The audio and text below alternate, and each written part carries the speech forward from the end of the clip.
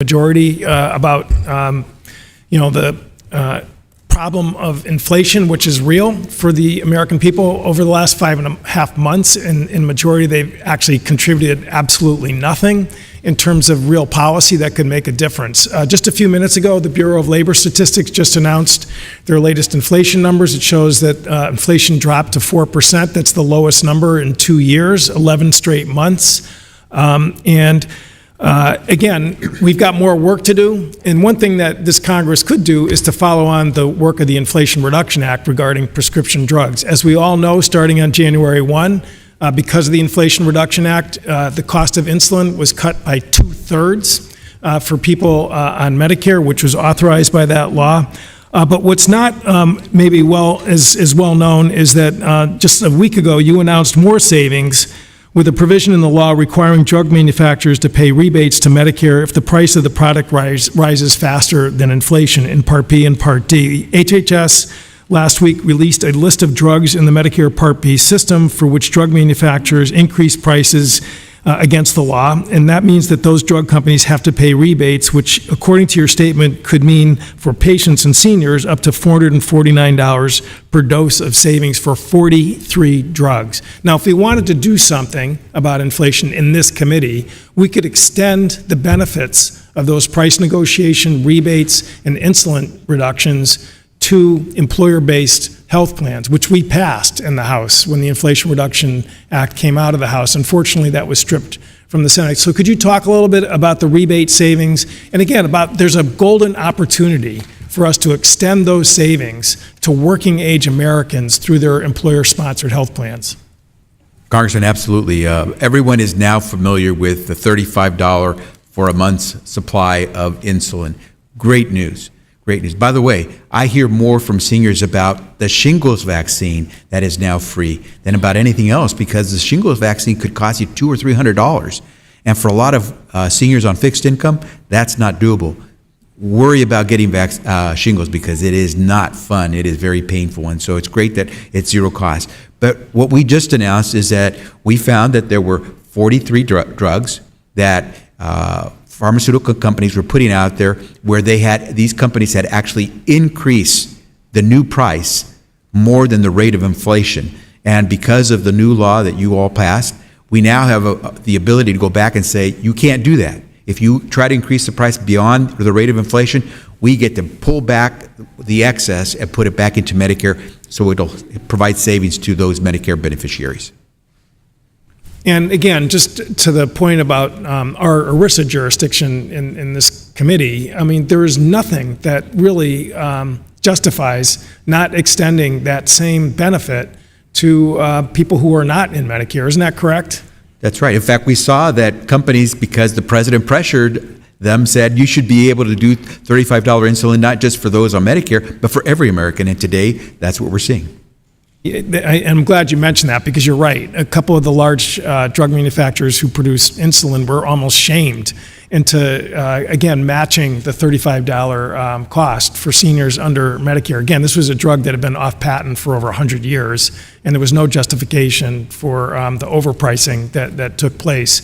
So again, I hope, again, as the fruits of this law begins to, again, become more and more apparent to my colleagues, that we will revisit this issue of, again, extending this benefit so that, again, private health plans that provide insurance for people of working age in employer-sponsored settings will, again, also benefit from lower costs, helping reduce inflation in a really critical area which people depend on for life-saving medication. So I want to congratulate the department for their successful and swift implementation of the Inflation Reduction Act rebate program. With that, I yield back.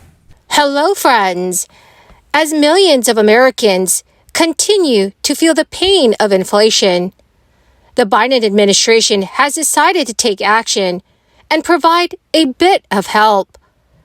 President Biden has announced an action plan to tackle fees and help the American people save hundreds of dollars every month.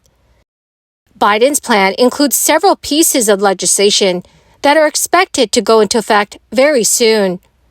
My dear friends, please make sure that you watch until the end of this video.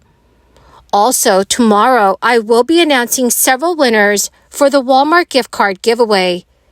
If you would like to enter these weekly giveaway, friends, all you'll need to do is click and like several of my videos, and then comment below the keyword of each video that you watch.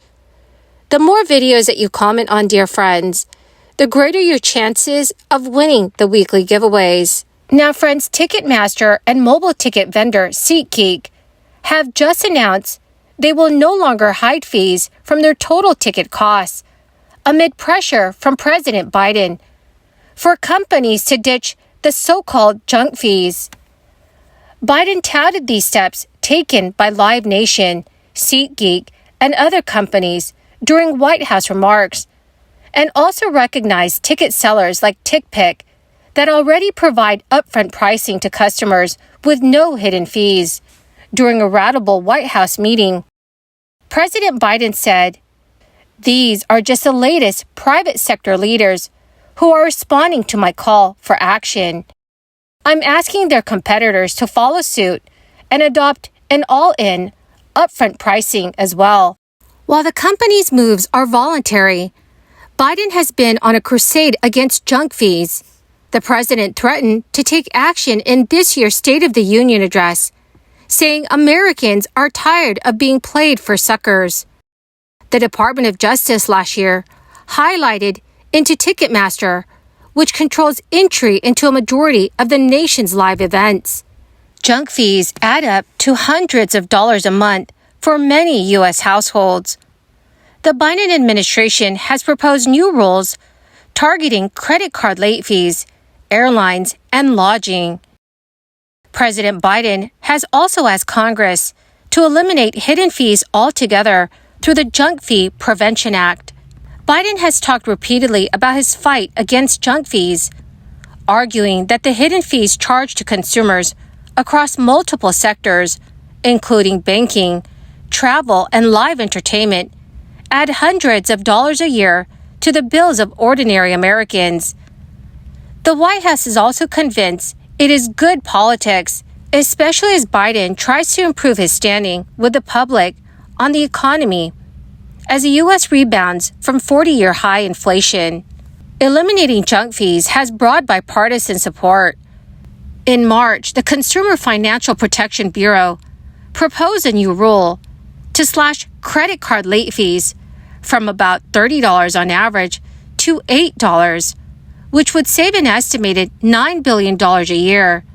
At Biden's direction, the Department of Transportation is also set to propose new regulations detailing how and when airlines must provide cash or other compensation to consumers. As consumer price growth continued its slowdown in May, many are asking whether it could mean the American economy is on the rebound. The Bureau of Labor Statistics reported this week that the inflation rate fell to 4%, the lowest level it has reached since March 2021, when the inflationary spike began. That news comes as unemployment has remained relatively flat for months, and gas prices sit at just under $3.60 per gallon nationally. While the news is a bit encouraging, and it's a far cry from June of last year, when inflation climbed above 9% and a gallon of gas cost more than $5, economists say the current situation still signals a mixed bag for the U.S. economy. Jason Furman, an economist who chaired the Council of Economic Advisors during the Obama administration, said, "It's not as bad as it seemed before, and it's not as normal as it seems now." Furman and other economists said, "The headline inflation has come down dramatically, which is good news. But if food and energy costs are removed from the data, they noted the inflation rate on a monthly basis remained stubborn, rising by 0.4% or more. This is the same as it did the month before. While millions of Americans may not be feeling the easing of inflation, President Biden indicated the latest data report was an important step, calling it good news for hardworking families. Biden also noted that the inflation rate has fallen for 11 months in a row. Well, my beautiful and dearest friends, that is the end of my daily stimulus update video for this Thursday. My dearest friends, thank you so very much for joining me here and for being part of this community. To say thank you and to show my appreciation, I will be announcing several winners tomorrow for the Walmart gift card giveaway. If you would like to enter the giveaway, friends, please click and like several of my videos and then comment below the keyword of each video that you watch. The more videos that you comment on, my friends, the greater your chances of winning the giveaways. Thank you and have a wonderful and very blessed Thursday.